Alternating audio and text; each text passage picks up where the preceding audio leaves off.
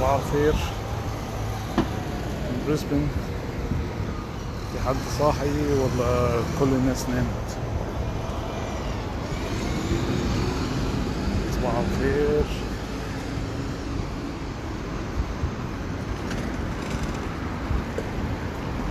صباح الخير.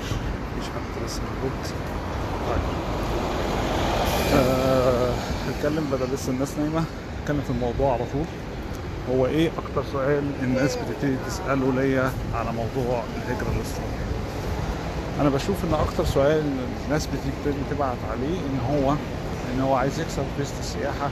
ايه هيبقى الوضع او هيبقى الشكل ايه لما يكسر فيزة السياحة؟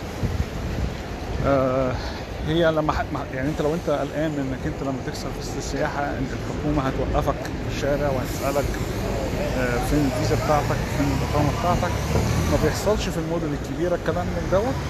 ما فيش حد يعني هيوقف ويسألك وريني إثبات شخصيتك ووريني باسبورك ووريني الإقامة بتاعتك.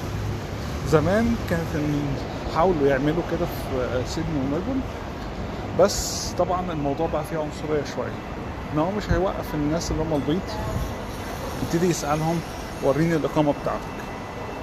فدوت ابتدى يضايق الناس كتير جدا. ابتدى يحسوا ان فيها عنصريه، وابتدوا يقولوا تسال الكل يتوقف تسال، ما تسالش حد. طبعا الكلام ده برضو مش هينفع مع البيض، انك انت توقف واحد استرالي ابيض تقول له وريني اقامتك وانت مولود فين وجاي منين واثبت انك انت معاك جنسيه والكلام ده كله. الموضوع ابتدى يضايق الناس، فالناس هاجت عليهم، راحوا ايه موقفين الموضوع ده. فعمرك ما هتلاقي البوليس هيجي يوقفك ويسألك على الإقامة والكلام من دوت.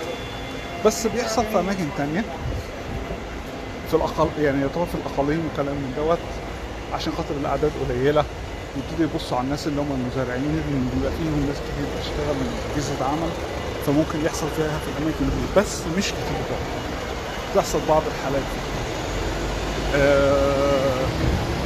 هي المشكلة اللي هتقابلك فعلا لما تيجي تعيش هنا وانت تحصل في السياحة، انك انت تعتبر مش موجود في البلد. انك انت كإنسان هم مش معترفين بيك، لا ليك حقوق ولا ليك واجبات ولا ليك اي حاجة، انت مش موجود بالنسبة لك. وما تقدرش تروح تطالب بأي حاجة، انك انت لو رحت طالبت بأي حاجة هيبتدوا يتكلموا معاك انت فين اساسا، واول حاجة هتعمل انك انت تتقبض عليك وتترحل طبعا، وهيبقى فيها بهدلة جامدة جدا. المشاكل اللي هتقابلك ايه؟ انك انت مش موجود. هتقابلك مثلا انك انت عايز سكن هنا، عشان تعمل سكن لازم يكون ليك دخل او تثبت الدخل انك انت ليك دخل فعلا. انت هنا مش بتروح تاخد شقه وتديله فلوس وخلاص، لا، بتقدم ورق وبتقدم في الورق دوت انت شغال ايه، ويبتدي يسالوا عليك في شغلك والكلام من دوت. فانت لو مش عندك اثباتات للدخل بتاعتك من خلال جهه العمل او من خلال يعني تثبت انك انت عندك دخل تقدر تغطي بيه السكن بتاعك بحاجه يعني دايما، يعني محدش هيقدر يعمل لك سكن.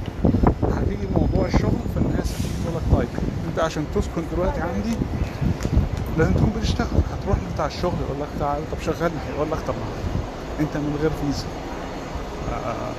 مش هيقدر يشغلك. في طبعا ناس هتقدر تشغلك اسود، اللي هم الناس اللي هي بتشتغل كاش، ودول هيسرقوك اساسا جدا. يعني مش الموضوع مش هيبقى بسيط، وغير كده فيها سرقه عاليه جدا. يعني ممكن الساعه اللي ب$20 يتقلب ب$10 وتبقى، وفي نفس الوقت انت مش هتقدر تشتكي لو حصلت لك اصابه عمل، حصلت لك اي حاجه، اي حادثه من الشغل، هيقول لك لا اتكل على الله. زي حاجات بتاعت الكورونا والكلام ده كله، هيقول لك لو انا ما اعرفكش اساسا ولا عمرك اشتغلت عندي. فدي الحاجات اللي ممكن تقابلك. كمان المستشفيات او الصحه والكلام ده كله انت برضه مش موجود. انك انت يكون عندك عربيه او تشتري عربيه او حد تأجر عربيه برضه مش هينفع انك انت مش موجود في البلد.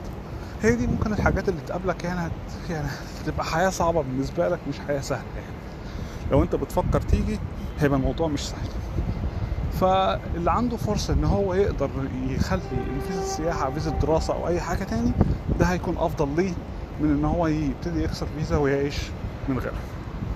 ولو في اي حاجة تاني اتفضلوا اسألوا، وشكرا ليكم. السلام عليكم.